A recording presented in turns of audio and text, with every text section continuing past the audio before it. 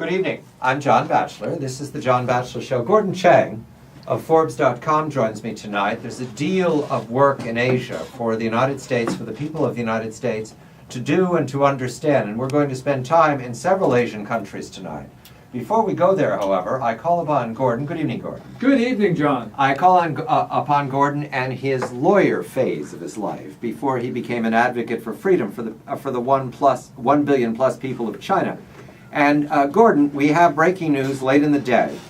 The first former Guantanamo detainee to be tried in a civilian court was acquitted on all but one of 280 charges this afternoon in a federal court. The federal court found the accused, a defendant, Ahmed Ghailani, 36, guilty of one count of conspiracy to destroy government buildings. Those government buildings, you will all recall, were the embassies in East Africa, destroyed in a massive al-Qaeda attack, Nairobi, Kenya, and Dar es Salaam, Tanzania, in 1998 in the Clinton administration. This decision will be splashed all around the world for the next 48 hours. It is a major blow to the Obama administration's intentions to try the Guantanamo detainees in federal court as if they're bank robbers or as if they're citizens of the United States.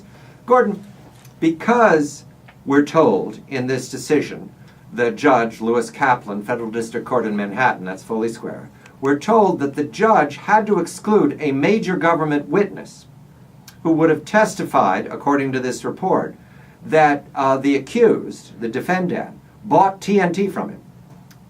The defendant is claiming, in the argument his imagined attorneys advanced, that he was a dupe, just doing a trade, and that people asked him to buy these trucks filled with gasoline and other incendiary devices because he was a local and they could use his services as an intermediary.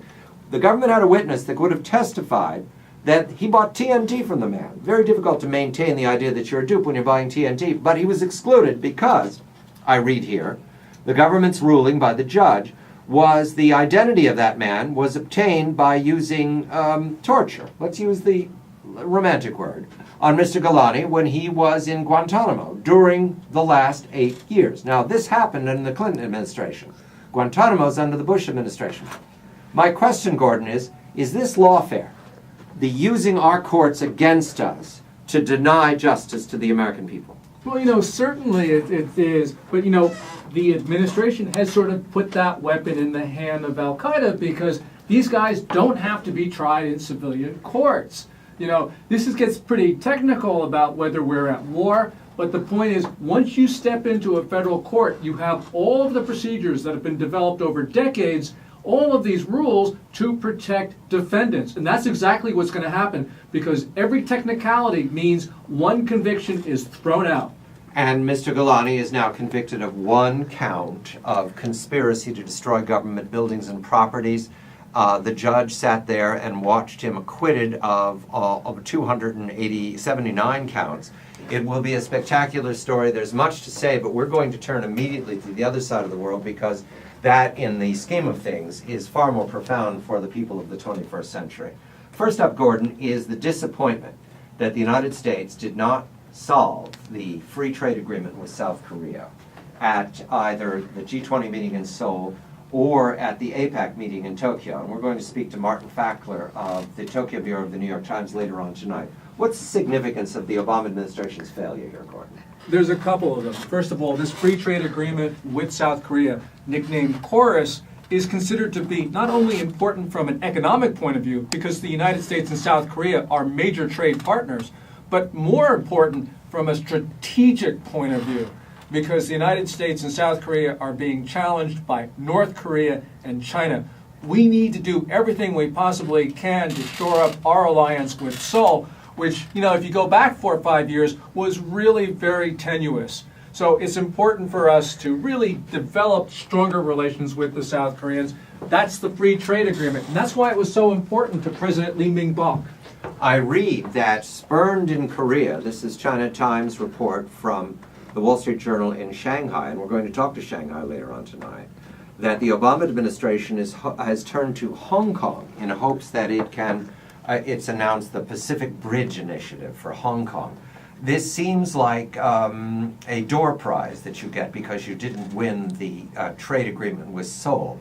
Is the Obama administration in retreat here, or is this a wise move to deal with Hong Kong because they can't deal with Korea? Well, it's just important. Now, I wouldn't even say it's important, but it's a good thing to have this Pacific Bridge Initiative. But it really is extremely minor in the scheme of things because Hong Kong doesn't have tariffs. It doesn't have these barriers that other nations talk about.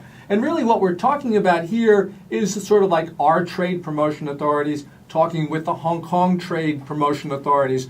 This is really small beer. It's a good thing they did it, but it's just less than a footnote. I'm speaking with Gordon Chang. And Gordon, did you notice that Larry Summers, who was the president's guru over the last 2 years of recovery, upon his exit from the White House, is talking to a number of distinguished VIP panels around the world. He talks for money. He's headed back to Harvard. And I think, and I paraphrase him, that Larry Summers is advising all of us that China is really very important. Did you notice that? That he regards as, and that this fact that China will have the world's largest economy in 2035, apparently that's important to the people of the United States. And I'm glad to have it from Larry Summers, but do we believe that the Obama administration has been under another opinion for the last 2 years? Well, where was Summers when he actually could do something about this, when he was sitting in the White House? It's very good that he did say that China is the central challenge for the United States in the first part of the 21st century. But Jesus, we should have heard this 2 years ago. And we could have done a lot more with regard to our relationship with China and its trade partners, because now, after the failure of the G20 meeting, debacle, and after the shortfall in APEC, the APEC meeting with South Korea, we're left with this sense that China has effectively organized all of the G20 against the United States' intentions. I'm not sure we can say that our intentions are wise, that is the printing of money, the Ben Bernanke, but certainly the free trade agreement, that was wise. And that would have helped us, and it would have at least made us a player in Asia, but we're denied that too. This is one of the worst moments for the United States after the end of the Cold War. Here we had the Seoul G20. This was where the world was supposed to come together to talk to the Chinese about their predatory currency policies. And what happened? Who gets branded as the world's currency criminal? Not China, but us. And the reason was because of QE2, the quantitative easing program that Ben Bernanke, Fed chief, announced a week before the Seoul G20. Obama, all he had to do was pick up the phone to the Fed chief and say, Ben, I've got this important meeting in South Korea. Can you please wait a month? This is an issue of competence for the Obama administration. And that is always a point of conversation with the gathering of the Republicans to elect the leadership for the 112th. Of course, congratulate John Boehner, who's elected Speaker for the 112th Congress, and Eric Cantor, who will be the majority leader of the Republicans in the 112th Congress, and Nancy Pelosi, who will be the minority leader. All to be congratulated. I'm sure they're keen on China. I'm sure they're keen on better relations.